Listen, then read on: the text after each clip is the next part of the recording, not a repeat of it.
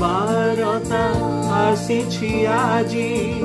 ଶୁଣ ଭାଇ ଏ ଭଉଣୀ, ନିରାଶାରେ ଅଛ କି ଆଜି? ଏବେ ଶୁଣ ଏ ବାଣୀ, ଶୁଭ ବାରତା ଆସିଛି ଆଜି।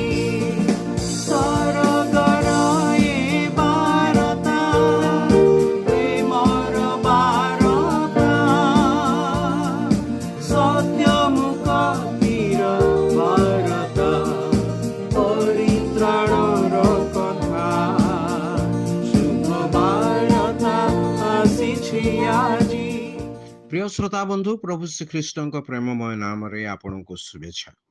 पवित्र बाइबल रो जौन लिखित सुसमाचार 20 अध्याय 16 पदरे आम एपरी पाठ करू। जीशु तांको कहिले मरियम।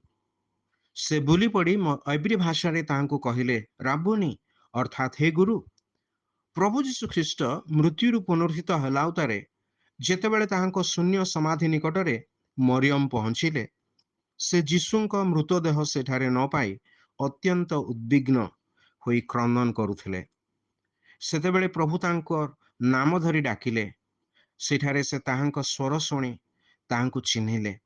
आउ से बुली पड़ी ताहांको धरी कहिले राबुनी। मरियम मगदलेनी सेही स्त्री थिले जहांको ठारे सप्त मंद आत्मा लागिथिला।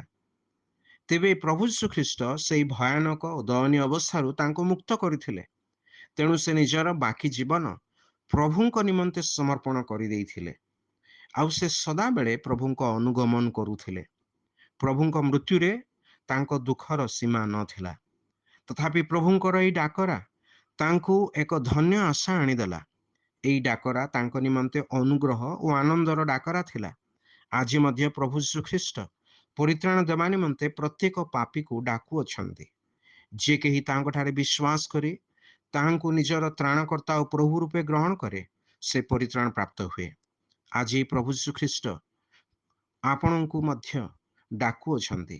आपण कि ताहांको डाकरा सुनी तहिर योग्य उत्तर देबे, जेपरि आपण मध्य परित्राण प्राप्त हेबे